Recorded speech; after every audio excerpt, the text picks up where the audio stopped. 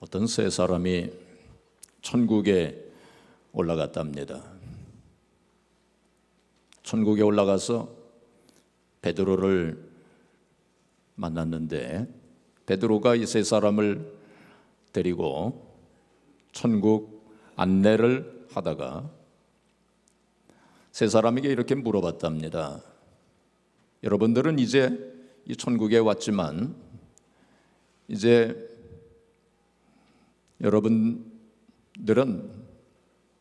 여러분들의 그 육체는 세상에 있기 때문에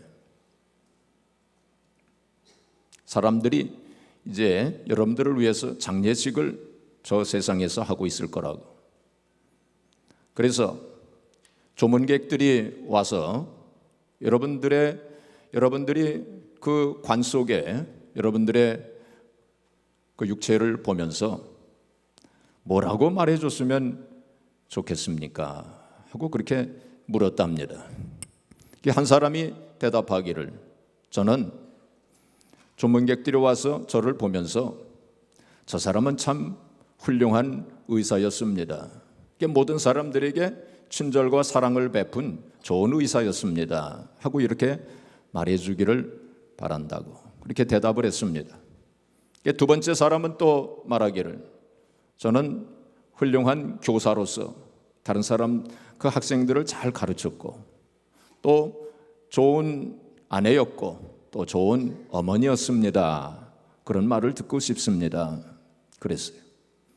세 번째 사람은 대답하기를, 조문객들이 와서 저희 관 속에 누운 저를 보면서 야, 이 사람 안 죽었어, 이 사람 살아있어, 그런 말을 듣기를 원합니다. 그랬대요. 여러분들이 잘 이해를 못하신 것 같네. 웃으라고 제가 한 얘기인데.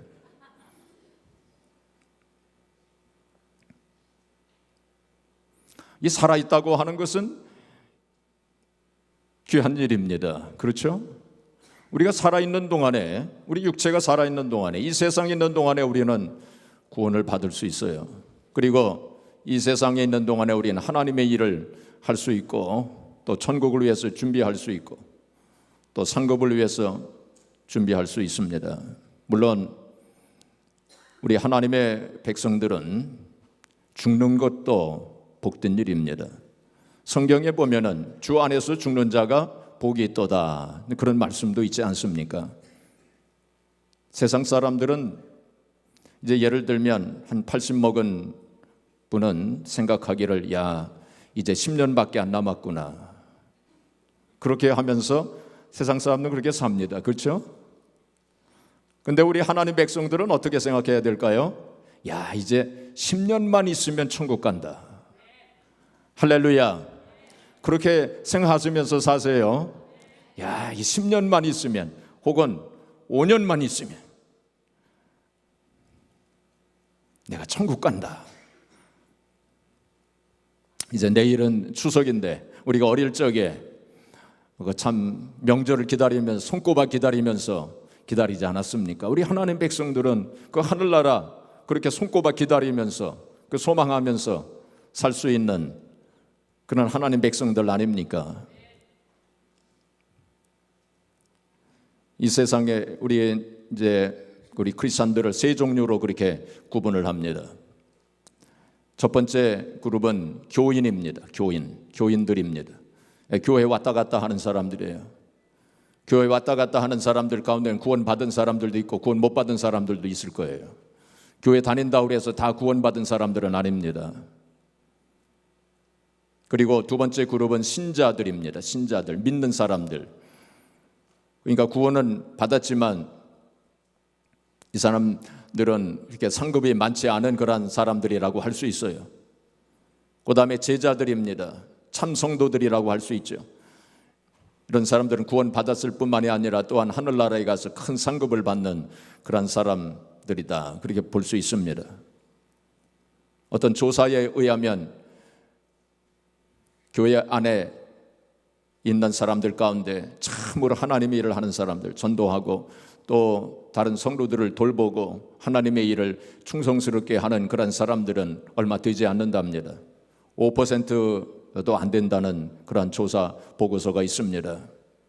제가 볼 때는 우리 교회는 그보다는 좀 많은 것 같습니다. 한 30%는 되는 것 같아요. 어떤 사람들은 생각하기를 하나님의 일은 목사나 전도사나 그런 사람들이 하는 것이지, 그래서 생활비를 주는 거 아니냐고 그렇게 생각하지만 그렇지 않습니다.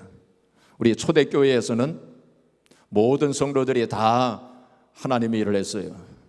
모든 성도들이 다 사역자들이었습니다. 우리 교회 주보 뒷면에도 보면은 사역자들 그렇게 하고서 아스트리아 교회 성도들, 모든 성도들, 아스트리아 교회 모든 성도들이 다 누굽니까? 사역자들이에요. 사역자들. 초대교회에서는 모든 성도들이 다 하나님의 일을 하고 사역자들이었어요. 그래서 사도행전 8장 1절에 보시면 스데반 집사님이 순교하신 후에 그 성도들이 뿔뿔이 다 여기저기 흩어지지 않았습니까? 예루살렘에서 다른 지역으로 뿔뿔이 흩어져서 교회를 세우고 그리고 하나님 일을 했어요. 근데 사도행전 8장 1절에 보시면 뭐라고 말씀하고 있느냐면은 사도들을 제외한 성도들이 그렇게 되어 있어요. 사도들은 예루살렘에 남아 있었어요. 그리고 사도들을 제외한 지금으로 말하면 평신도들이 흩어진 거예요. 여기저기 흩어져 가지고 교회를 세우고 하나님의 일을 하고 그랬던 것을 우리가 보게 됩니다.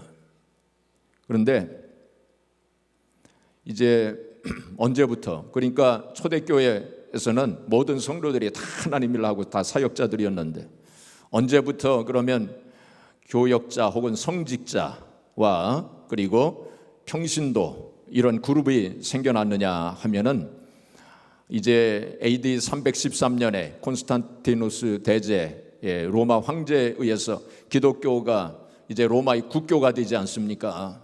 그 모든 사람들이 다 이제 법으로 다 크리스찬이 되어져야 돼요.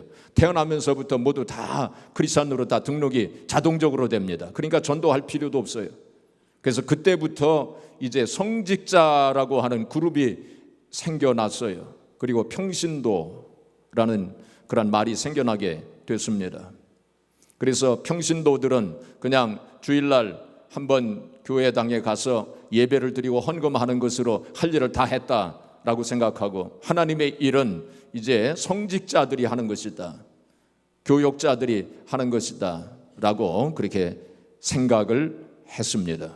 운동 경기로 따지자면은 이제 운동 경기를 하는 뛰는 사람들은 교역자들이 뛰는 것이고, 그리고 평신도들은 응원하는 사람들, 구경하는 사람들.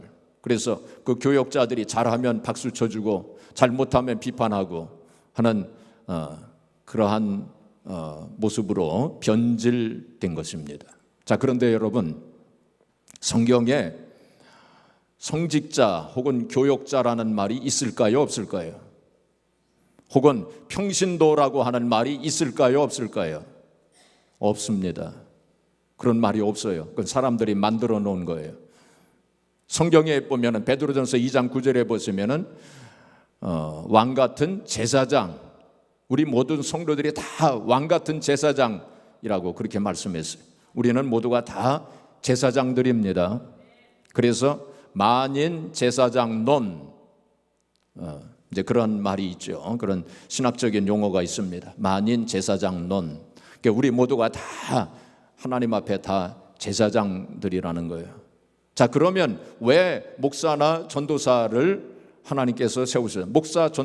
목사나 다른 이런 선지자 뭐 이러한 용어는 있습니다. 그러면 왜 그런 사람들을 세웠을까요? 우리 성경을 한번 보겠습니다. 에베소서 4장 11절 12절 우리 같이 읽겠습니다. 그가 어떤 사람은 사도로, 어떤 사람은 선지자로, 어떤 사람은 복음 전하는 자로, 어떤 사람은 목사와 교사로 삼으셨으니 이는 성도를 온전하게 하여 봉사의 일을 하게 하며 그리스도의 몸을 세우려 하심이라. 그러니까 여기 사도 혹은 선지자 혹은 복음 전하는 자, 목사, 교사, 지금으로 말하면 이 사람들이 우리가 말하는 교역자들입니다. 교역자들 혹은 성직자들이라고 할 수 있어요. 이런 사람들을 하나님께서 세워주신 목적이 뭐냐면은 성도를 온전하게 하여, 그렇게 되어 있죠. 옛날 성경에는 우리 개역 성경 옛날 성경에는 성도를 온전하게 하며 그렇게 돼 있었어요. 성도를 온전하게 하며 봉사 일을 하게 하며 그리스도의 몸을 세우리 하심이라. 그러니까 옛날 성경대로 하게 되면 이 교역자들이 이 세 가지를 다 해야 돼요. 교역자를 하나님이 세워주신 목적은 성도를 온전하게 하는 것도 해야 되고, 그 다음에 봉사 일을 하는 것도 해야 되고, 그리스도의 몸을 세우는 것도 해야 되고, 이 세 가지를 다 해야 돼요. 근데 그것은 번역이 잘못된 것입니다. 그래서 이제 우리가 가지고 있는 개역 개정, 우리가 새 성경은 번역을 정확하게 했어요. 그래서 성도를 온전하게 하여, 성도를 온전하게 하는 일은 교역자가 하는 일이에요. 그리고 성도를 온전하게 해서 성도들이 봉사 일을 하고 그리스도의 몸을 세우도록 그렇게 하는 것, 그렇게 정확하게 이제 번역이 된 것입니다. 그래서 이게 온전하게 한다고 하는 것, 성도를 온전하게 한다고 하는 것은 여기 영어로 된 것을 보면 equip이라고 단어가 쓰여져 있죠. equip, 이게 성도들을 equip하는 거예요. 우리 교역자는 성도들을 equip하는 역할을 하는 사람입니다. equip한다고 하는 것은 갖추게 하는 거예요. 또 어떤 성경은 prepare라고 하는 단어를 썼어요. 그건 준비하게 만드는 거예요. 그래서 성도들을 준비시켜 가지고, 혹은 영적으로 무장시켜 가지고, 혹은 영적으로 지도해서, 혹은 훈련을 시켜서 성도들로 하여금 봉사의 일을 하게 하며, 봉사 일을 한다고 하는 것이 미니스트리입니다. 영어 성경에 보면은 이제 여기 스크린에 있는 영어는 다르게 되어 있지만은 다른 영어 번역본을 보게 되면은 미니스트리 하는 거예요. 미니스트리를 하도록. 우리가 목사를 영어로 말하면 미니스터라고 그러죠. 그런데 목사만 미니스터가 아니에요. 우리 모든 성도들이 다 미니스터입니다. 하나님의 일을 하는 사람들이에요. 그래서 교역자는 성도들로 하여금 그렇게 잘 훈련을 시켜서 미니스트리를 할 수 있도록 하고, 그리스도의 몸, 바로 교회를 가리키는 거죠. 교회를 세우도록 그렇게 하는 사람들이다. 이제 그런 뜻입니다. 자, 그러니까 운동 경기로 비유하자면은 이제 누가 뛰는 사람이 될까요? 성도들이 뛰는 사람들이에요. 성도들이 뛰는 사람들이고, 교역자는 코치하는 사람입니다. 코치하는 사람이에요.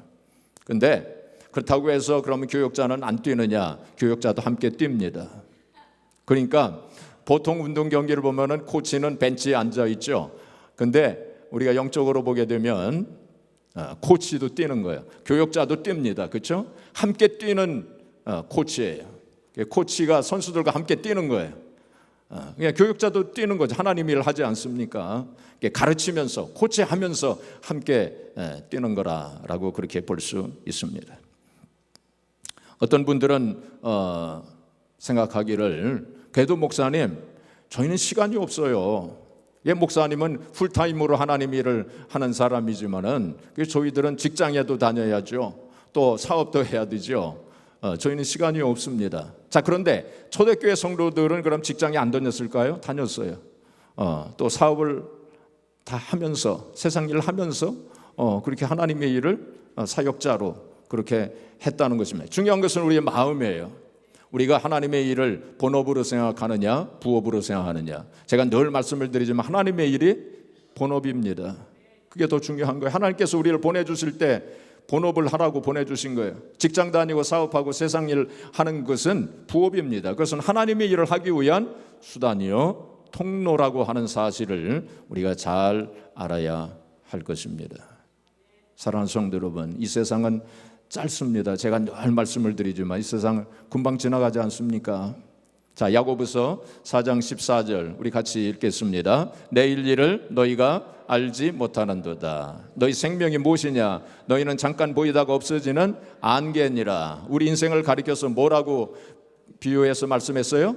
안개라고. 여기 영어에 보면 미스트라고 돼 있어요. 또 어떤 성경 번역에 보면은 vapor, 수증기처럼 잠깐 있다가, 수증기가 잠깐 있다 없어져 버리잖아요. 우리 인생이 그렇다는 거예요. 참 70년, 80년 혹은 요즘엔 100년까지들 또 사시지만은 그 시간이라는 게 잠깐 있다가 없어지지 않습니까?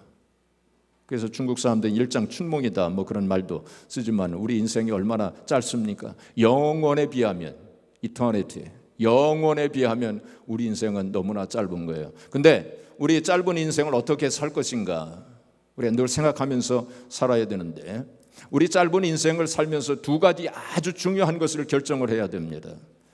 두 가지 아주 중요한 것을 결정을 해야 돼요. 첫 번째 우리 결정해야 될 게 있어요. 그것은 뭐냐? 첫 번째 결정해야 될 것이 있는데, 그것은 어디서 영원을 보낼 것인가? 어디서 영원을 보낼 것인가? 그거 우리 결정해야 돼요. 쉽게 말하면 천국에서 보낼 것인가 지옥에서 보낼 것인가. 어떤 사람은 뭐 천국과 지옥이 어디 있겠는가? 아닙니다. 분명히 있어요. 성경은 분명히 천국과 지옥에 대한 말씀을 하고 있어요. 우리가 천국과 지옥을 부정한다면 성경 전체를 부정하게 됩니다. 그렇죠? 하나님도 부정하게 돼요. 천국과 지옥은 분명히 있어요. 하나님께서 그걸 말씀하셨기 때문에. 그래서 우리가 어디서 영혼을 보낼 것인가, 그건 구원에 관한 문제예요. 구원에 관한 문제예요. 거기에 대해서 우리가 결정해야 됩니다. 자, 그럼 구원은 어떻게 받느냐? 에베소 2장 8절 9절 우리 같이 읽겠습니다. 너희는 그 은혜에 의하여 믿음으로 말미암아 구원을 받았으니 이것은 너희에게서 난 것이 아니요 하나님의 선물이라. 행위에서 난 것이 아니니 이는 누구든지 자랑하지 못하게 함이라. 우리 구원은 어떻게 얻을 수 있어요? 믿음으로. 그 예수 그리스도를 믿음으로. 그래서 예수님이 그리스도이심을 믿어야 돼요. 또 예수님께서 내 죄를 짊어지고 십자가 위에 달려 돌아가셨다는 그 사실을 믿어야 돼요. 또 예수님께서 사망 권세를 이기시고 부활하셨다는 그 사실을 믿어야 됩니다. 바로 그 믿음으로 말미암아 우리가 구원을 받게 되고 천국에서 영원을 살게 되는 거예요. 그렇죠? 오늘 이 자리에 앉아 계신 모든 분들은 다 구원을 받으신 그러한 분들, 천국에 가셔서 영원을 사실 그러한 분들로 믿지만은 혹시 우리들 가운데 아직 이 구원에 관한 문제를 해결하지 못하신 분이 혹 있다면 심각하게 생각해야 됩니다. 그래서 그런 구원의 문제를 아직 확실하게 해결하지 못하신 분이 있다면 성경을 자세히 읽어보세요. 그리고 또 설교 말씀도 잘 들으시고, 그리고 또 필요하시다면 영적 지도자 혹은 교역자들을 이렇게 목회자들 만나셔서 영적 상담도 하시고 또 저에게 또 말씀하셔도 됩니다. 그래서 우리가 이 지구를 떠나기 전에 이 구원에 관한 문제, 우리가 영혼을 어디에서 보낼 것인가, 거기에 대해서는 확실하게 우리가 이 문제를 결정해야 돼요. 그리고 또한 아직 이 문제를 해결하지 못한 사람들 우리 주변에 많아요. 우리 가족들 가운데도 있을 것입니다. 우리가 아는 사람들 가운데도 있을 것입니다. 또 우리가 알지 못하는 그런 사람들 가운데서 아직 이 것에 대해서 결정하지 못한, 해결하지 못한 그런 사람들도 많이 있을 거예요. 그래서 우리가 전도하고 선교하는 것입니다. 이러한 책임과 사명이 우리에게 있어요. 두 번째로 우리가 결정해야 될 문제가 있어요. 그것은 무엇이냐면은 어떤 영혼을 보낼 것인가 하는 것입니다. 어떤 영혼을 보낼 것인가. 우리가 천국에 간다 할지라도 상급과 면류관이 다를 것입니다.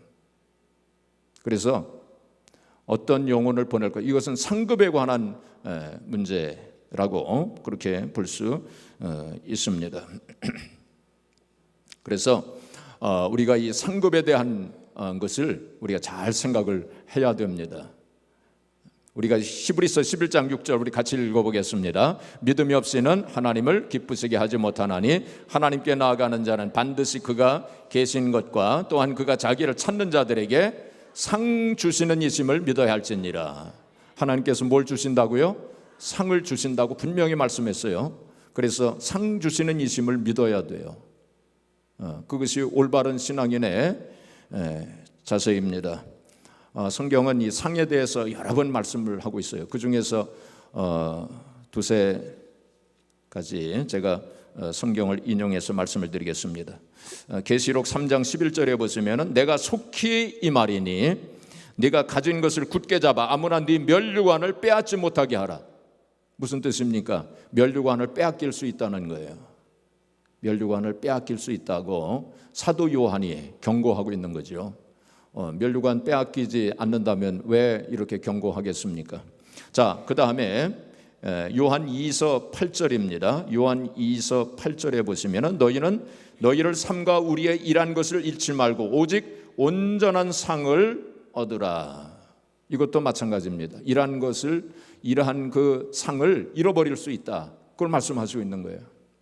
그 다음에 또 골로새서 2장 18절에 보시면 누구든지 일부러 겸손함과 천사 숭배함을 인하여 너희 상을 빼앗지 못하게 하라. 여기서도 상을 빼앗길 수 있다는 거예요. 상을 빼앗길 수 있다. 그것을 다시 또 경고하고 있습니다. 자, 그렇다면 우리가 상은 어떻게 받을 수 있는가? 이게 아주 굉장히 중요한 말씀 아니겠습니까? 우리가 흔히 이렇게 얘기합니다. 구원은 믿음으로, 상급은 행위로 받는다. 자, 다시 한번. 자, 구원은 믿음으로, 상급은 행위로 받는다. 이 말이 맞을까요? 틀릴까요? 네? 어떻습니까? 이 말이 맞을까요? 틀릴까요? 자, 구원은 믿음으로 받고 상급은 행위로 받는다. 맞을까요? 틀릴까요? 맞습니다. 맞습니다. 맞는 말이에요. 네, 맞는 말이에요. 자, 우리가 구원은 아까 말씀드린 대로 예수 그리스도를 믿음으로 받죠. 그리고 상급은 구원받은 후의 행위입니다. 구원받은 후에 우리 행함으로 받는 거예요. 자, 그래서 마태복음 16장 27절에 인자가 아버지 영광으로 그 천사들과 함께 오리니 그때 각 사람의 행한 대로 갚으리라. 예수님께서 하신 말씀이에요. 인자가 오실 때, 예수님께서 다시 오실 때 행한 대로 갚아주신다. 그렇게 말씀했습니다. 자, 우리가 좀 더 구체적으로 이 행위라고 하는 거 이거 잘 생각해야 됩니다. 이 행위가 뭔가, 이 행함이라고 하는 게 뭔가 이거 잘 생각해야 됩니다. 좀 더 구체적으로 말씀을 드리면 고린도 후서 5장 10절. 자, 우리 같이 읽겠습니다. 이는 우리가 다 반드시 그리스도의 심판대 앞에 나타나게 되어 각각 선악간에 그 몸으로 행한 것을 따라 받으려 함이라. 선악간에 행한 대로 따라 받는다. 그리 말씀 있죠. 이 선악간이라고 하는 거, 이 원문의 뜻은 어떤 의미를 가지고 있느냐면은 이 선악이라고 하는 거 세상적인 우리가 흔히 말하는 윤리적인 도덕에서 나오는 선악이 아닙니다. 우리 사람들은 다 그 윤리적인 선악 그거 다 판단하면서 살지 않습니까? 그런데 여기서 선악이라고 하는 것은 세상적인 윤리적인 선악을 가리키는 게 아닙니다. 이것은 여기서 선악이라고 하는 건 어떤 의미가 있냐면 선은 뭐냐면 하나님께서 가치 있게 보시는 것. 하나님께서 가치 있다고 보시는 가치, value. 하나님께서 가치 있게 보시는 것, 그게 선입니다. 그리고 악은 뭐냐면 하나님께서 가치 없게, 가치가 없다라고 하시는 것, 그게 악입니다. 그렇게 돼 있어요. 원래 의미가. 자, 이것을 좀 더 구체적으로 제가 말씀을 드리면, 자, 성경을 보겠습니다.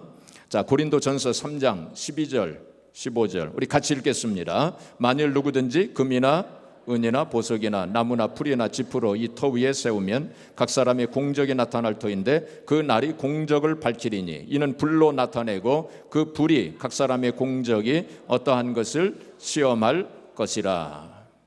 만일 누구든지 그 위에 세운 공적이 그대로 있으면 상을 받고 누구든지 그 공적이 불타면 해를 받으리니 그러나 자신은 구원을 받되 불 가운데서 받은 것 같으리라. 자, 이 상급에 대한 말씀이에요. 이 말씀이 그 옛날 성경에는 공력이라고 돼 있었죠. 공적이 아니고 공력.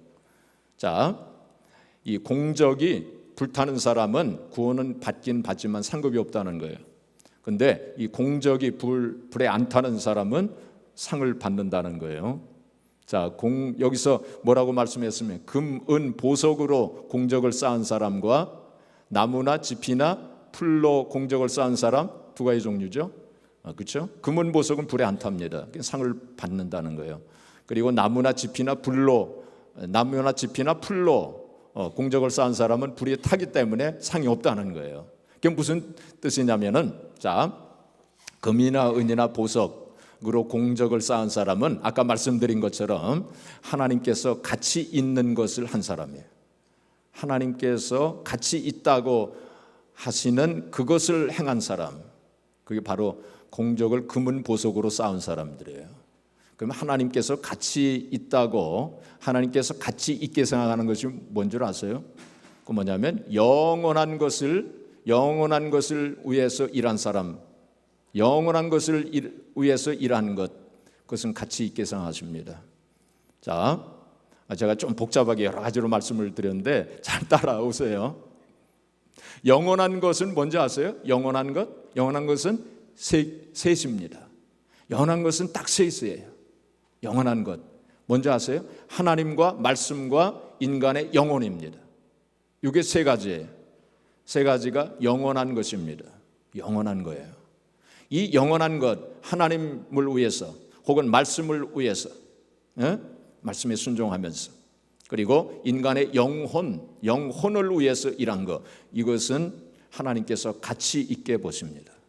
자, 그런데 반면에 나무나 집이나 풀로 공적을 쌓았다고 하는 것은 바로 무슨 뜻이냐면은 세상적인 것, 육체적인 것, 세상의 권세나 명예, 물질 뭐 등등 그런 것들을 가리킵니다.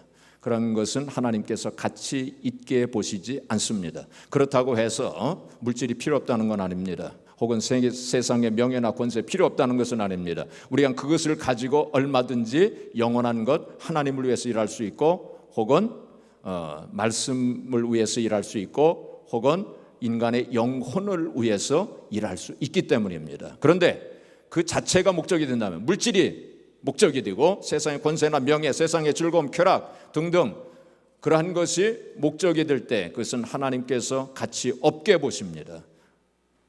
좀 이해가 되세요? 자, 그래서 행함, 선악간에 하나님이 행한 대로 갚아주시는데 바로 그런 기준에 의해서 갚아주시는 거예요. 자, 여러분, 우리가 짧은 인생 우리가 어떻게 살 것인가? 천국을 준비하면서, 상급을 주면서 우리가 살아야 되는데, 성경에 보면 멸류관에 대한 말씀이 나와요. 제가 간단하게 살펴보면, 성경 구절이 다 있지만은 제가 성경 구절 찾아보지 않겠습니다. 자랑의 멸류관이 있다고 그랬어요. 전도를 많이 한 사람들 자랑의 멸류관을 받는다고 그랬어요. 생명의 멸류관을 받는다고 그랬어요. 시련과 유혹을 잘 참는 사람들 생명의 멸류관을 받는다고 했습니다. 자, 그 다음에 썩지 아니할 멸류관을 받는다고 그랬어요. 자기를 부인하면서 산 사람들 썩지 아니할 멸류관을 받는다고 그랬어요. 그 다음에 영광의 멸류관, 어떤 사람이 받느냐? 목자들이 받는다고 그랬어요. 목자들, 우리 교회 목자님들 계시죠? 그 목자님들, 그리고 더 나아가서는 우리 모든 성도들이 다 목자들입니다. 성도들을 돌보는 일을 하는 사람들이 목자들이에요. 그런 사람들이 영광의 멸류관을 받는다고 그랬어요. 자, 그 다음에 마지막으로 의의 멸류관을 받는다고 했습니다. 어떤 사람들이 받느냐 하면은 주님의 재림을 기다리는 성도들이 바로 의의 멸류관을 받는다고 했습니다. 사랑하는 성도 여러분, 어떤 분들은 나는 상급에는 관심이 없어요. 그냥 구원 받기만 하면 됩니다. 그냥 턱걸이 해서라도 천국에 가기만 하면 그것으로 만족입니다. 그래서 천국에 가서 천국 제일 구석진 곳에 있어도 저는 그것으로 만족하지 뭐 상급 같은 거 별로 바라지 않습니다. 참 겸손한 것 같지만은 비성서적입니다. 잘못된 신앙인의 자세입니다. 성경은 분명히 그렇게 말씀하시고 있지 않습니다. 어떤 분들은 또 이렇게 생각합니다. 저는 하나님의 일을 하는 것이 하나님의 은혜에 감사해서 하나님의 일을 하는 것 뿐이지 뭐 상급을 바라서 하는 것은 아닙니다. 그건 참 더 멋있어 보입니다. 그렇지만 그것도 비성서적입니다. 물론 우리가 하나님의 은혜에 감사해서 하나님의 일을 하는 건 마땅합니다. 그렇죠?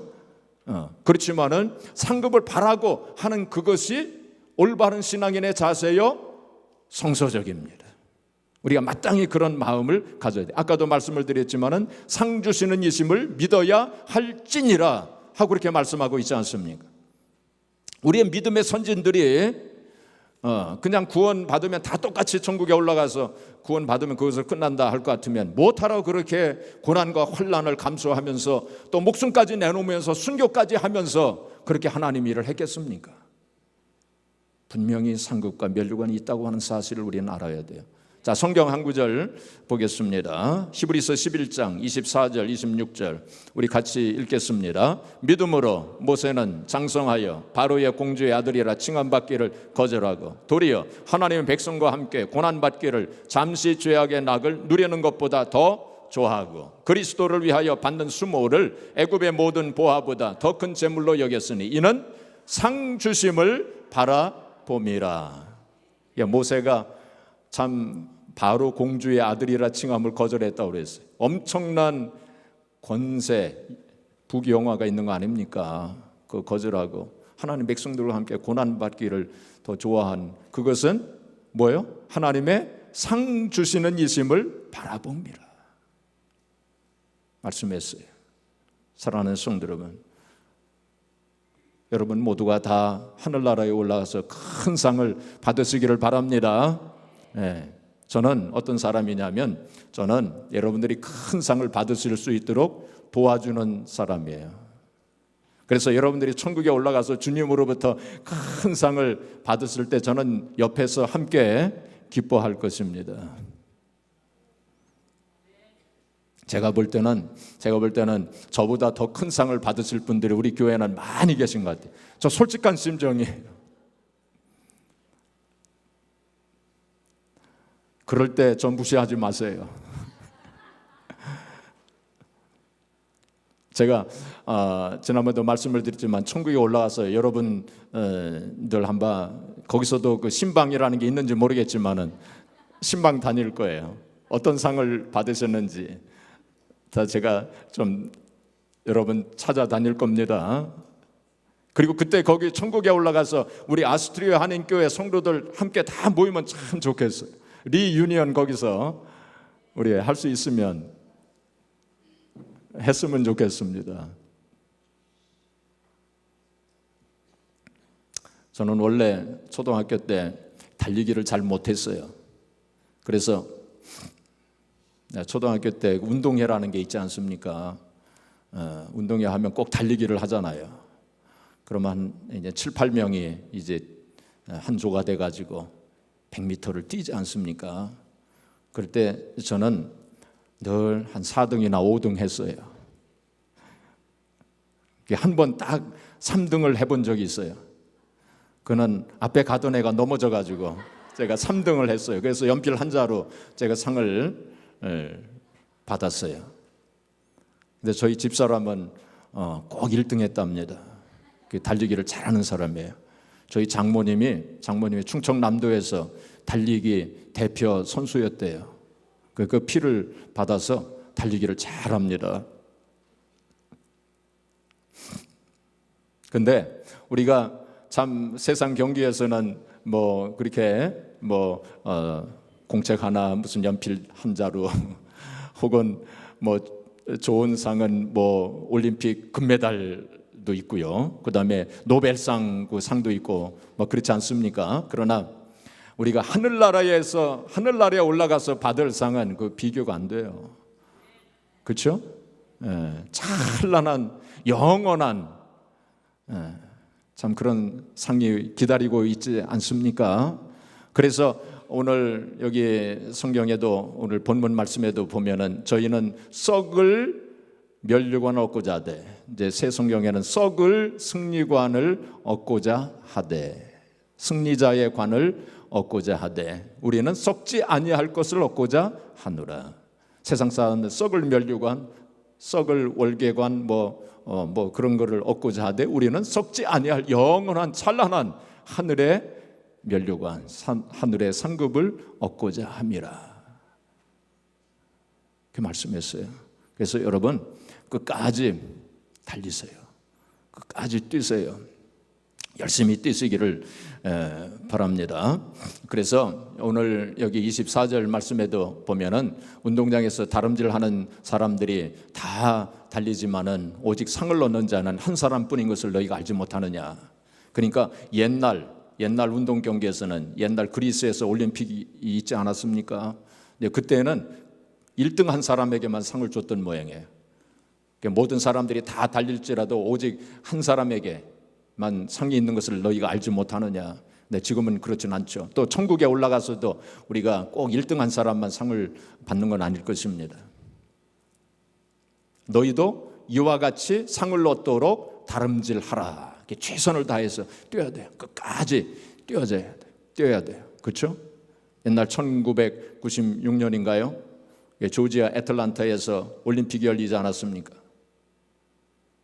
그때 한국 선수 중에 이봉주라고 하는 선수가 마라톤을 했죠. 마라톤을 해가지고 참 아깝게도 2등을 했어요. 1등한 선수는 남아공 선수였는데 이 사람이 1등을 했어요. 근데 1등한 사람하고 이봉주 선수하고 딱 3초였습니다. 3초. 하나, 둘, 셋. 그 3초. 얼마나 아쉽습니까? 그래서 우리 모든 국민들이 다 아쉬워했어요. 그래가지고 나중에 이제 메달 딴 사람들 청와대에 불러가지고 이제 만찬을 이제 하면서 그 당시 대통령이 김영삼 대통령이셨는데 김영삼 대통령이 이봉주 선수에게 뭐라고 하냐면 좀에만 더 뛰지 그랬어요. 그랬다는 거예요. 좀에만 더 뛰지 그랬어요. 뭐 이봉주 선수도 얼마나 이를 악물고 죽으라고 뛰었겠죠. 그게 쉬운 건 아니겠죠. 참 그 달리기 하면은 몇십 분의 1초 차이로 그 승부가 1, 2등에 갈리지 않습니까? 여러분, 하나님 일을 하면서 좀에만 더 뛰세요.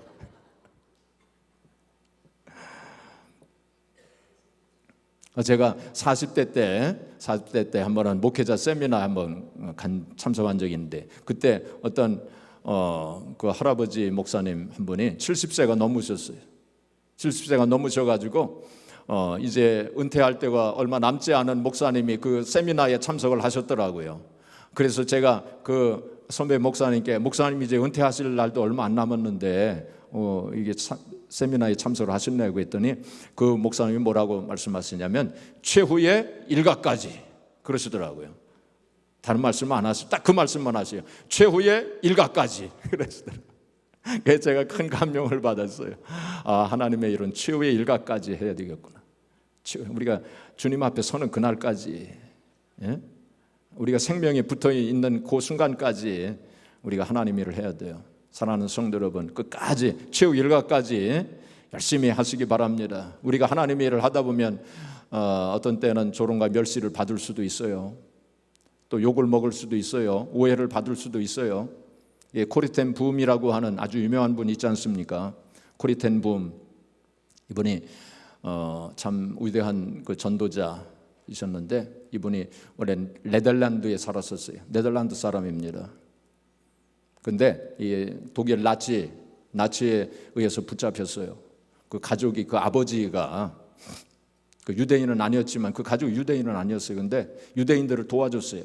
그 유대인들을 이렇게 피신시켜주고 그래서 그 가정이 유대인들의 피난처였어요.